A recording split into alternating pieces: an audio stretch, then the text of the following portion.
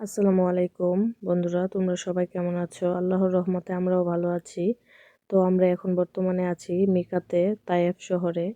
এটা খুব সুন্দর একটি জায়গা, পাহাড়ে। আর তায়েফ শহরটা পুরাটাই পাহাড়ের উপরে।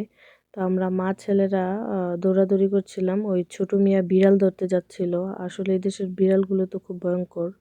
তো নামাজ শেষ করে আমরা সবাই বের হলাম। তো বের হওয়ার পরে মেজো সাহেবে বলতেছে আম্মু একটু ওয়াশরুমে যাব। তো মেজো সাহেবকে একটু ওয়াশরুমে নিয়ে গেল ওর বাবা। যাওয়ার পরে আমরা মা ছেলেরা এই ওখানে দাঁড়াচ্ছিলাম। তখন আমার বড় ছেলে বলতেছে, বলো তো আলী, তোমার অনুভূতি কি হজে যাবে? তো আমার ছেলে না করছে, ভিডিও করো না, এই যে বলতেছে।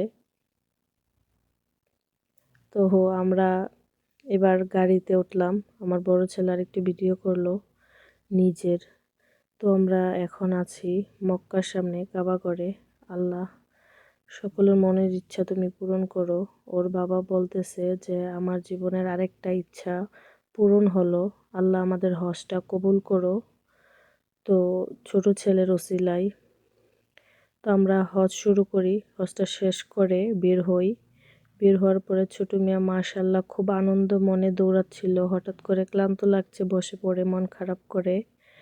তো ওর বাবা আবার ওকে কুলে নিয়ে তারপর হাঁটা শুরু করে। আল্লাহ প্রত্যেকটা মানুষের জীবনে একবার যাতে হজ করতে পারে, আর সবার মনের ইচ্ছা পূরণ করো, হজটা কবুল করো, আমিন।